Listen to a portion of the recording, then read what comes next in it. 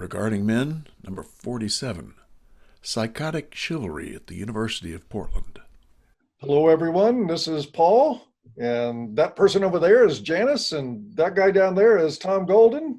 And of course, he may not be down there by the time we put this online. He may be up here, and I could be down there. Who knows? But anyway, let's get started. Paul doesn't know up from down. A Catholic school in Portland, Oregon. Apparently a bastion of common sense in the midst of all the craziness on the left coast. A young man, and I don't remember his name, but you know what? He's not named, I don't think. Not name isn't important anyway. It's the names of the other players that are really important here.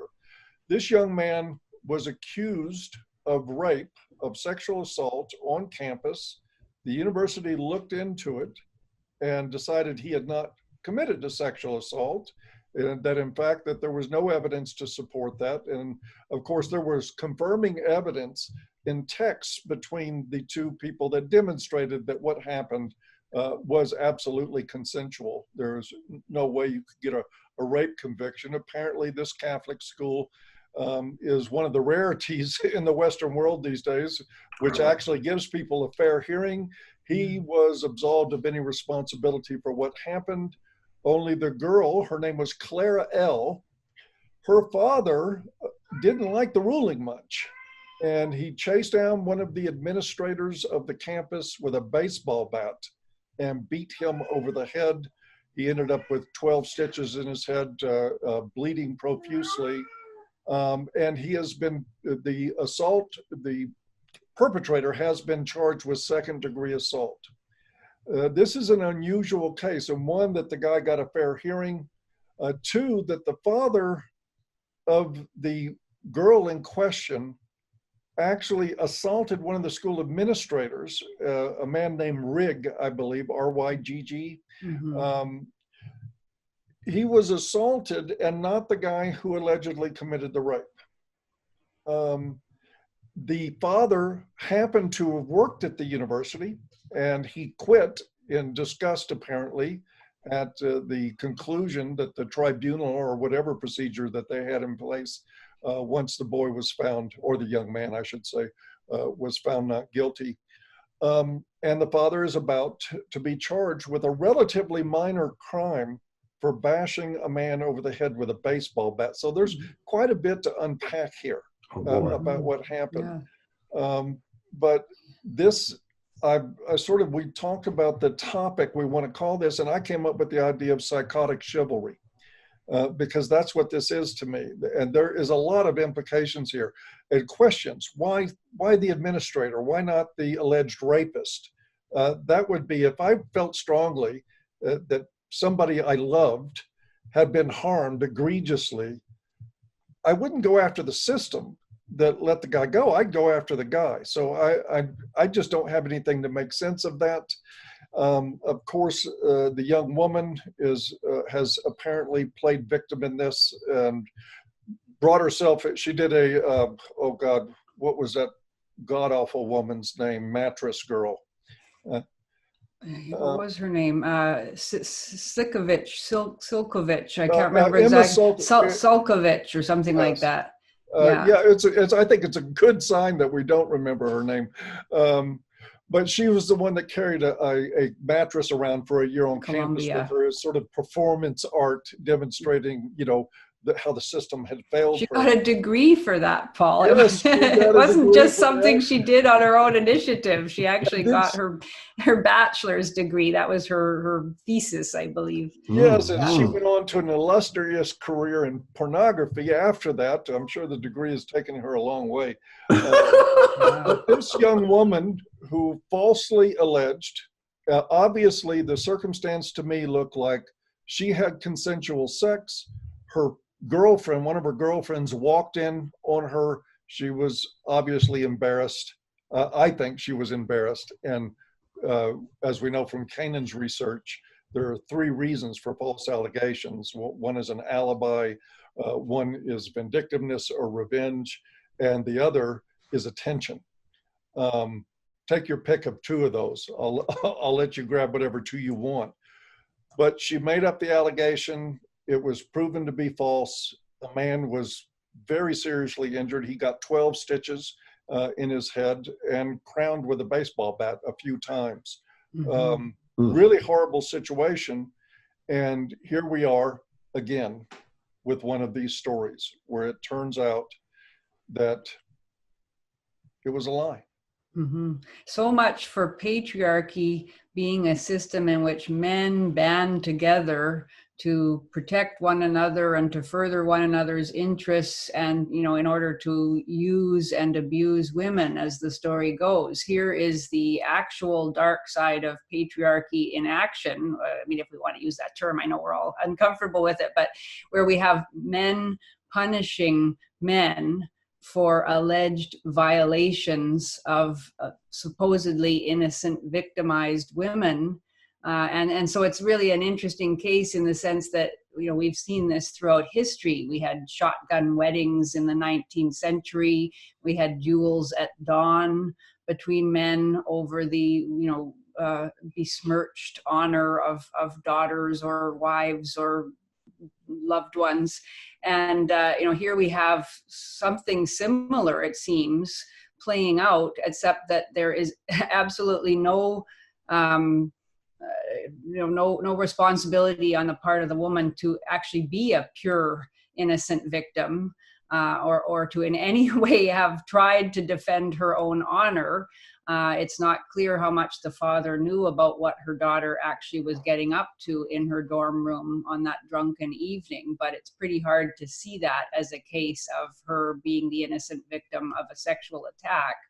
And it, you know, it's just another one, to me, another one of these cases of how feminists always have it both ways. Because if the father had been a father who wanted to, let's say, protect his daughter by prohibiting her from drinking, by not allowing her to live in a dorm because he felt, you know, that she wasn't responsible enough, that she couldn't look after herself, that it was a dangerous environment where she might be taken advantage of.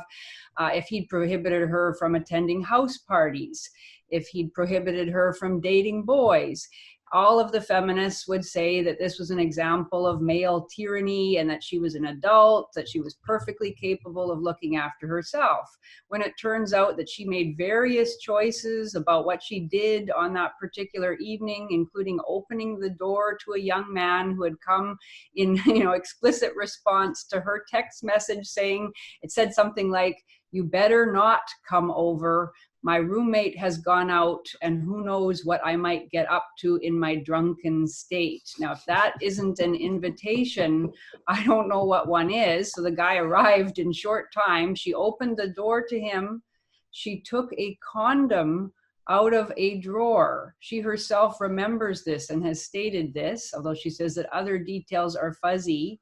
He claims that she took her clothes off and his clothes off. Right. That is now what she is declaring to be rape, and what her father has, we don't know what he knows, what he's been told about what happened, but that is what he is acting on, her violated innocence.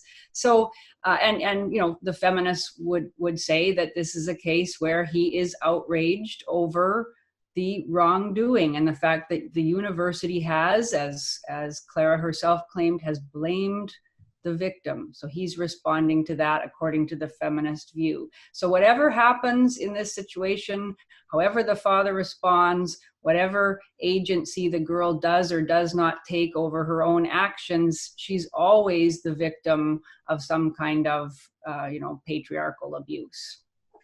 And what happens is a man is getting his head split open. I think he had to have 18 stitches.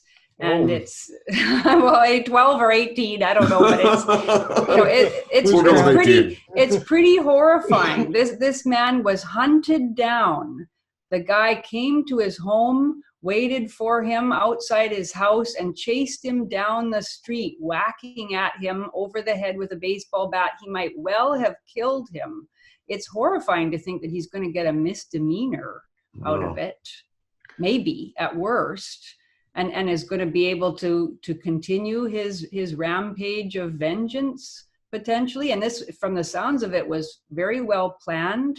He had left a Christmas party, if I'm remembering correctly, with his wife, and they had driven home in separate cars, and he committed this act while he was supposedly driving home. So it sounds like he was creating an alibi for himself, and then he went right home afterwards and was sitting watching television.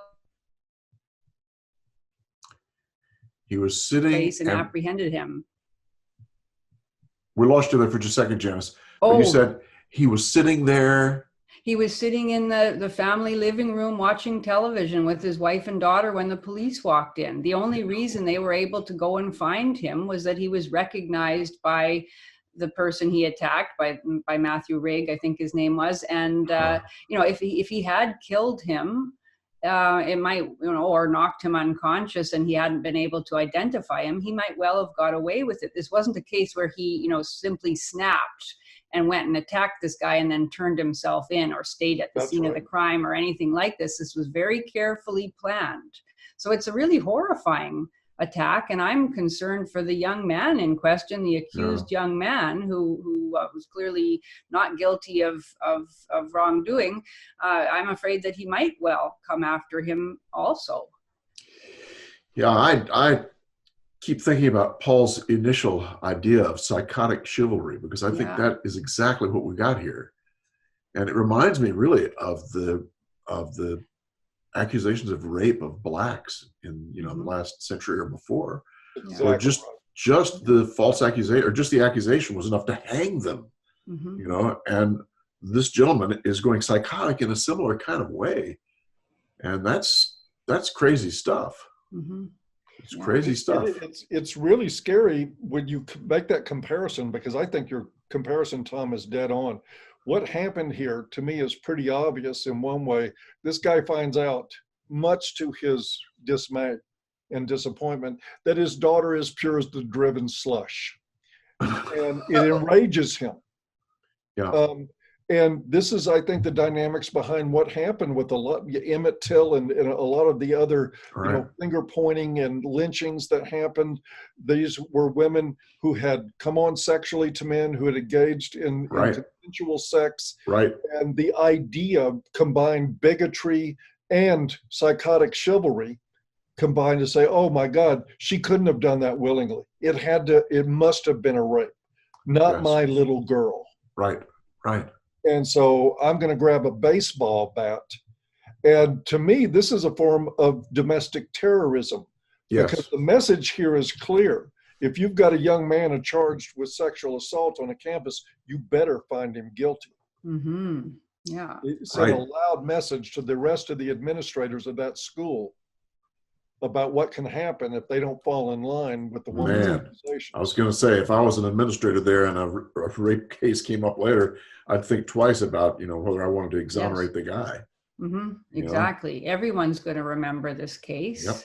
And they're already, in many ways, encouraged to err on the side of a guilty finding rather than a not guilty finding. And now they'll be even more so. And the school issued, you know, not post the attack, but the school did issue a statement in response to Clara's own denunciation of the findings, essentially apologizing.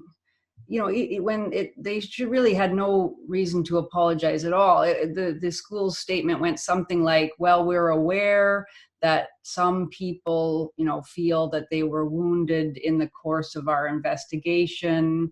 And, you know, our intention is always to go even beyond what the law requires in order to make sure that people don't feel wounded. That was clearly addressed not to young accused men who are facing the possibility of having all of their career goals completely smashed. It was not addressed to those accused young men. It was addressed to angry young women at the school and feminist ideologues at the school saying, well, in this particular case, we just couldn't in good conscience find this man guilty, but you can bet that in most cases, we are really keen to do so. Yeah. It was not a reassuring statement about the school's right. commitment to the principles of due process and the presumption of innocence. And the other thing, of course, that is revealed in this and in all of the discussions about these sexual assault tribunals is the universities have absolutely no business adjudicating such matters in the first place. And it is absolutely astounding that Amen. we've got to the place where they are doing so. It's crazy. and where it seems that the best we can hope for is that Trump's Secretary of Education, Betsy DeVos, will at least make the process a little bit more fair for accused men by bringing in rules of evidence and by allowing these accused young men to have lawyers represent them, and by allowing, you know, the accusers to be cross-examined, and by having rules of evidence that make some kind of sense.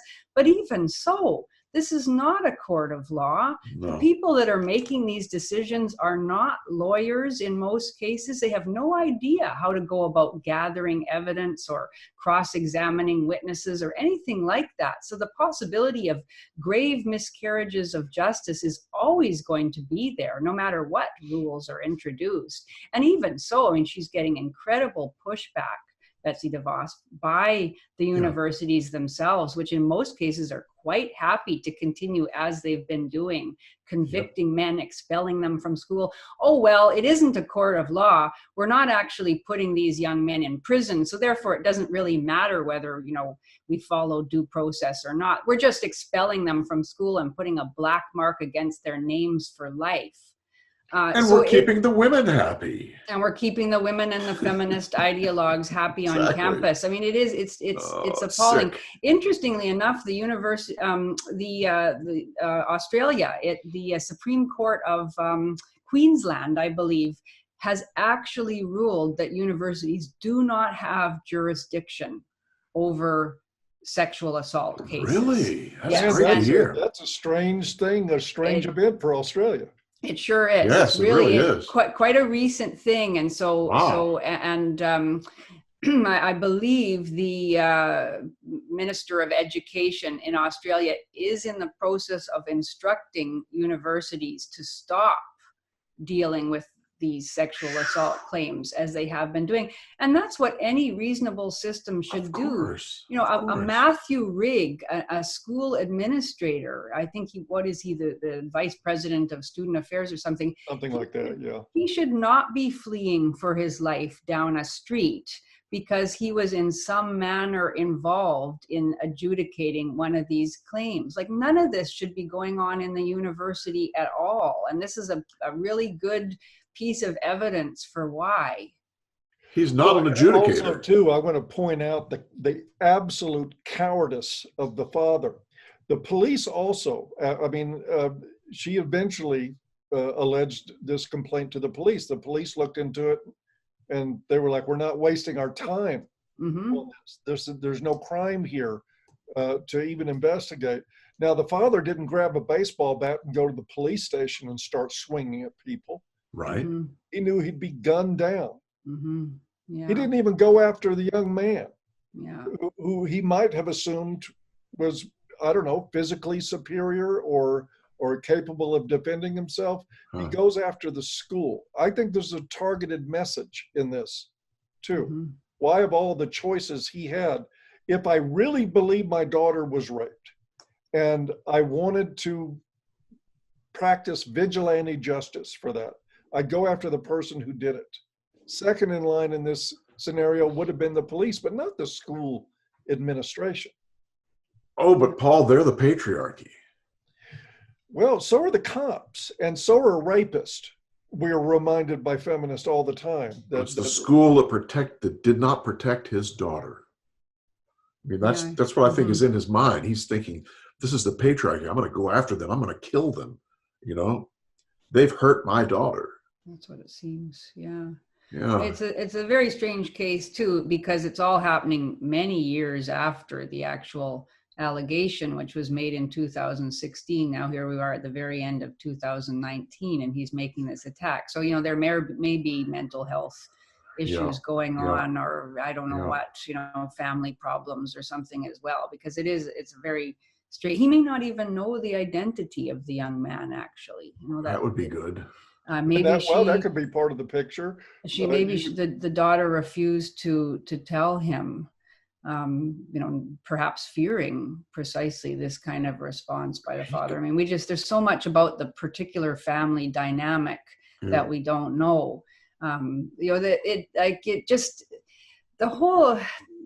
whole situation, it's so sleazy and sad in a way too, because here we've got this supposedly Catholic university, making these rulings about, a drunken hookup in the dorm room, and, never saying that, like, why don't they have rules about drinking and, inviting young men into your dorm room then, if they really want to prevent this kind of thing from happening? They have these elaborate, consent education classes that you can take. Well, why don't they actually say that it's simply unacceptable at 18 years old to be going to these house parties? This was a house party just off campus. It was called, I forget, I wrote down the name of it now. The theme of the house party was Star Spangled Hammered. Like my college days. Red, white, and blue, baby. So she went all dressed up and got hammered. So hammered that she can't really remember what happened, yet she's sure that she was sexually assaulted. I mean, there's all sorts of stuff going on there. This is underage drinking. This is not behavior following Catholic teachings, yet none of that is mentioned. And I think there is, why? We don't know her motivation for, within 24 hours after waking up the next morning, lodging this sexual assault complaint.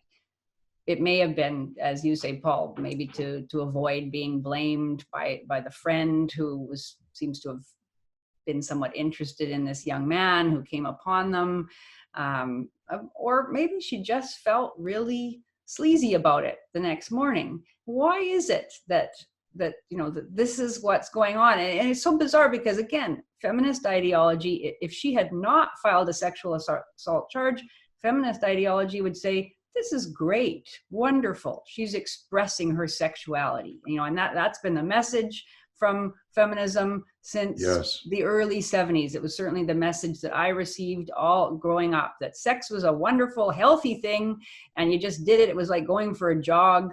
You'd feel great afterwards. And, whether you were drinking or not, whether you knew the person or not, whatever. Why is it that so many young women don't feel good about it the next day, even though, as in this case, it clearly was consensual?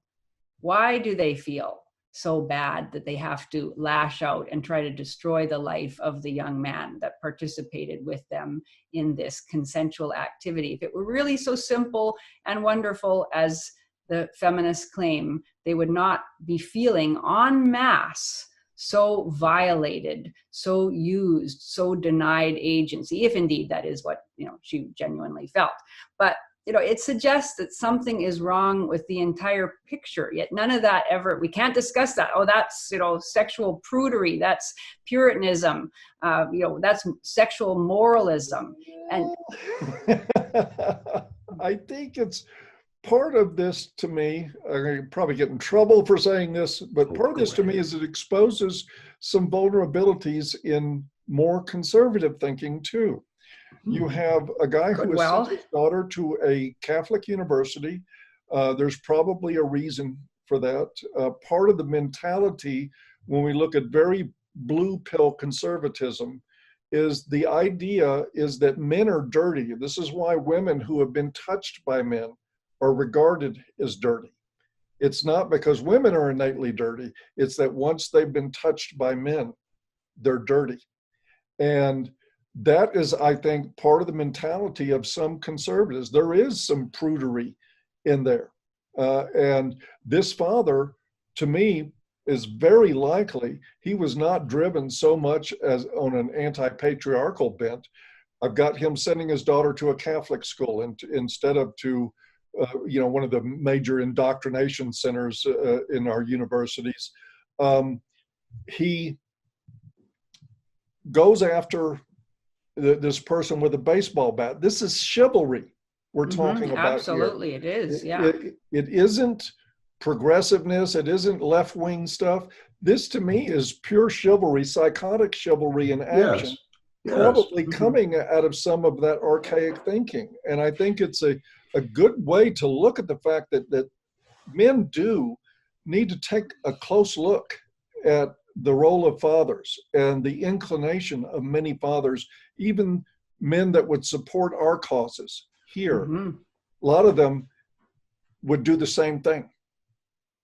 And well, I mean, you wrote that article, Paul, about called Daddy's Little Princess, I think, which was in the newsletter a month ago or so. And I remember reading that ages ago and really appreciating it, because it's so true, I think, that many fathers still buy into that kind of chivalric notion about the princess status of their little girls and everything that must be done to protect them and so on. And yeah, you're right. It does come out of a very ancient kind of mythic code.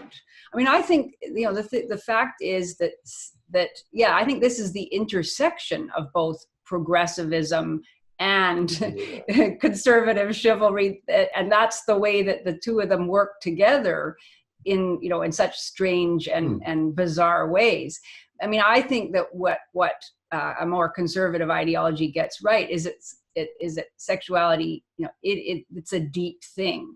It taps into a lot of very primal feelings, both physical and emotional, and that to simply use it as if it were a kind of recreational activity often brings very bad feelings for both men and women, but maybe particularly for women.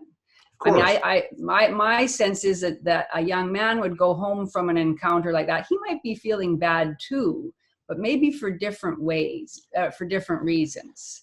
And certainly young men can be deeply hurt in these sexual encounters as well. So it isn't just that, women are soiled by men or anything like that. I think that's completely wrong. But yeah, you're right. I mean, this is that strange intersection of progressivism, which says sex is just fine, and this would be celebrated by all modern ideologues if the woman had not objected. This is what people should be doing, even though it seems to have often some very bad consequences, certainly for society at large and for the individuals. And yet we have this notion that the moment the woman has any kind of regret, she's perfectly justified in calling out the entire university and expecting this young man's life to be ruined, and that in some way her father, absolutely agrees with it. The difference with an earlier system would be that she would have to at least bear some responsibility for her actions. The earlier system would not have let her off the hook either.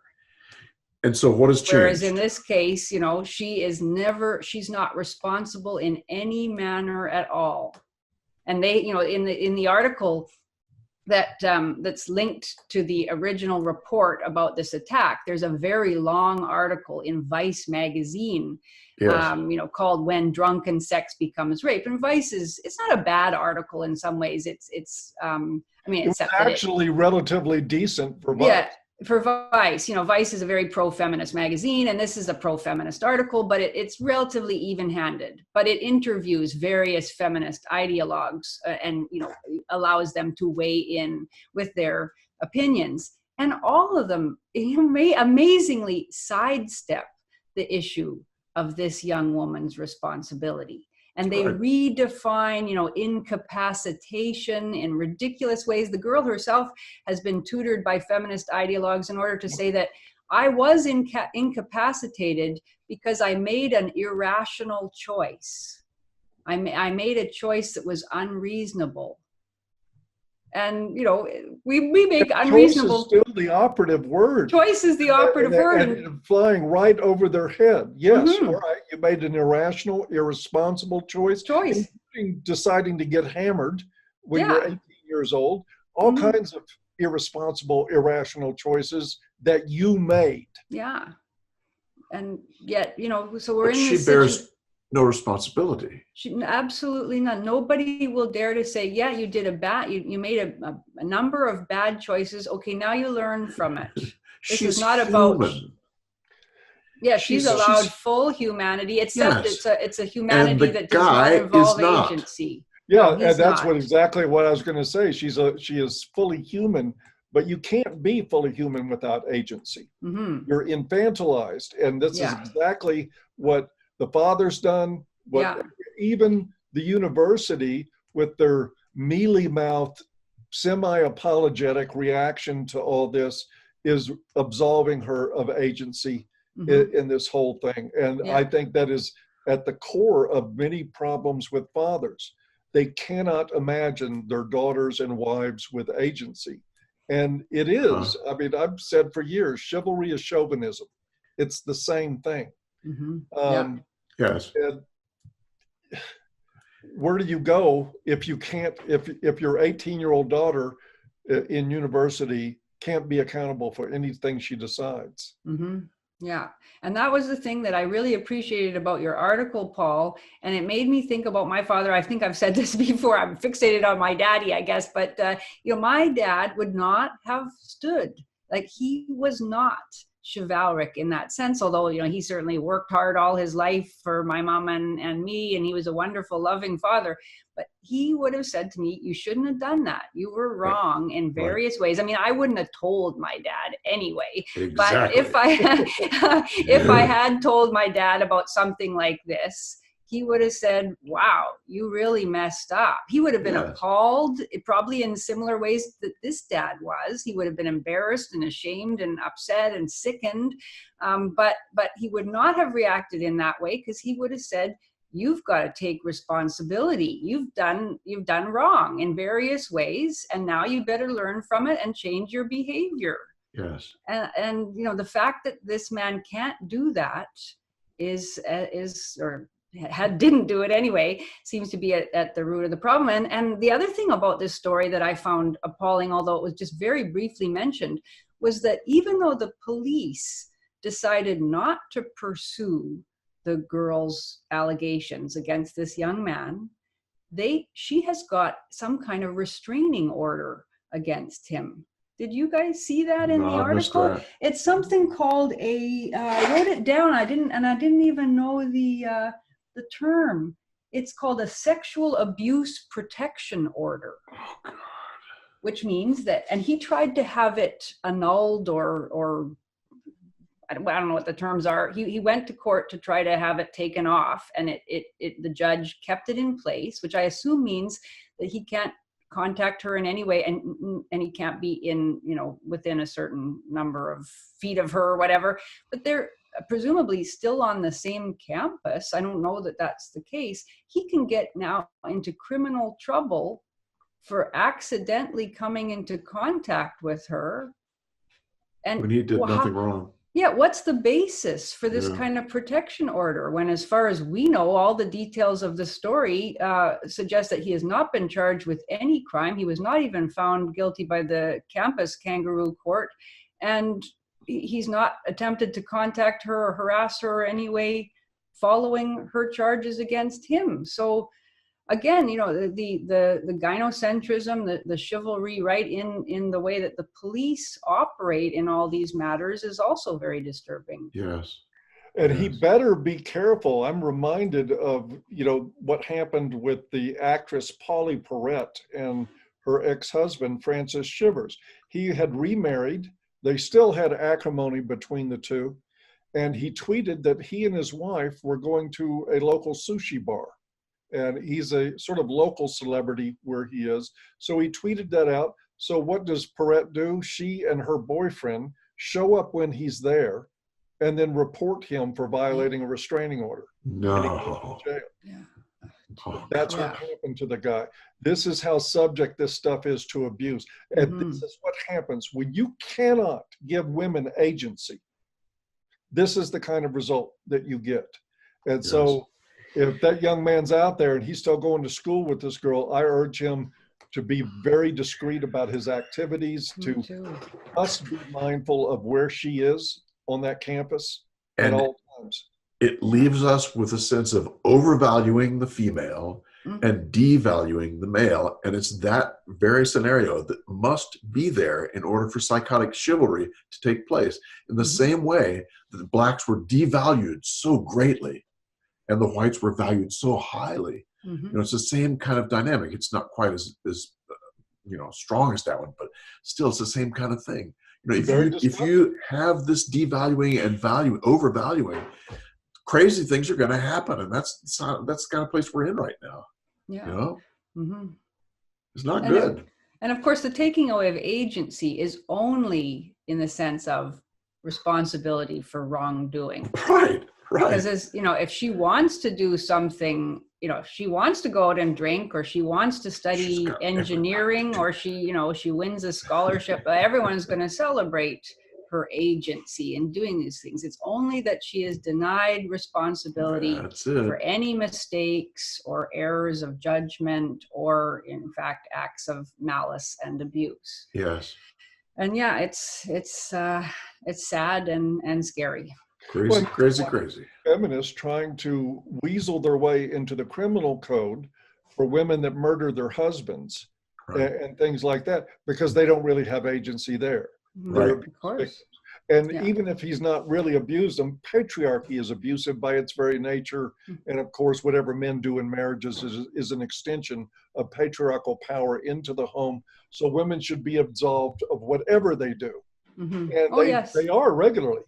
Yeah, indeed they are. And there are moves going on right now amongst feminist groups to entrench that in law even more. You're exactly right, that any crime that a woman commits, if it can be shown either that she acted in response to abuse, or that she was in any way aided and abetted or provoked by a man, she is not going to be responsible for. At least that's the feminist. And we will not burden her with actual proof of this, mind you. No, just simply the statement. Allegation.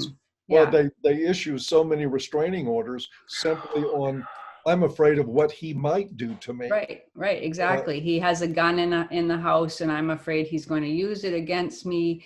Any report to the police, and then if she ends up then killing him, she can say, well, that report becomes the evidence that she was concerned for her safety. It's a perfect circle.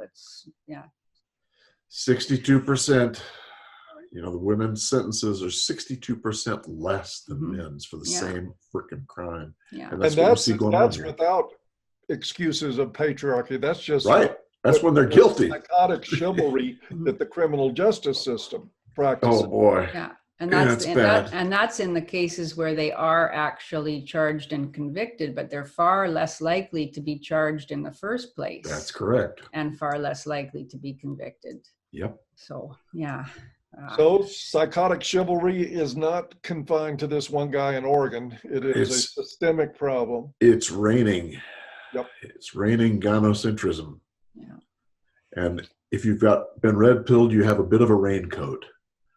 Hopefully. Well, certainly the takeaway from this is that young men need to be very, very careful about being involved with drunken women on campus at all. Oh boy. Take care. Yeah. And that we should be lobbying, getting behind individuals and organizations that are lobbying to take the adjudication of sexual assault claims out of the universities altogether. And there are organizations that are doing this. SAVE, I think, is one. Stop Abusive and Violent Environments. There are individuals like, I think Jonathan Taylor is still heavily involved. Yes. Documenting all the cases of miscarriage of justice in these university tribunals. Yeah, so we really need to be supporting those individuals and organizations and lifting our voices to let the government know that this is completely unacceptable. Yeah, FACE is another one. We also, I think, need to be reinforcing with young men their agency. I can't imagine, honestly, and I'm not victim blaming here. This guy is the victim. And I believe this young woman lied about being raped, and that has resulted in all this catastrophic outcome for everybody involved. But the fact of the matter is, young man on campus these days, you've got a drunk girl texting you, man, turn your phone off. Yeah. Yeah. This is not territory. You've got to be careful. There's a hashtag that trended for a while called date off campus. And the idea is you don't date somebody from the same school that you go to. It's dangerous to date somebody from the same school. And there's an abundance of women in the world. They're not, there's other campuses, there's people off campus, but because of the, I guess I want to say, non-judicial form of processing these problems on campus, you're at such, even after Betsy DeVos rescinded the Dear Colleague letter, you're still at a big disadvantage. Yes. These left-leaning schools that want to persecute men and want to be able to preen themselves publicly about how many men they've thrown under the bus, which they do as a matter of activism. Guys have to be told to wise up about their behavior on campus. And it's not, I'm not suggesting that it's your fault if something happens to you, but I am suggesting that you could probably prevent it with just some judicious thinking. Yes. Use caution. Yeah. Danger. Danger, Will Robinson. Indeed. Are we about there? I think we're there. Yeah. Good. So it's good to see everybody. And another happy ending. Yeah. And I don't mean the massage parlor kind. This is the last one of the year too, isn't it? So I think we should wish everyone a happy New Year, guys. Happy New Year. Hope your New Year. holidays are great. And we'll see you next time. All right. Y'all take care. Take care. We'll see ya. Bye-bye.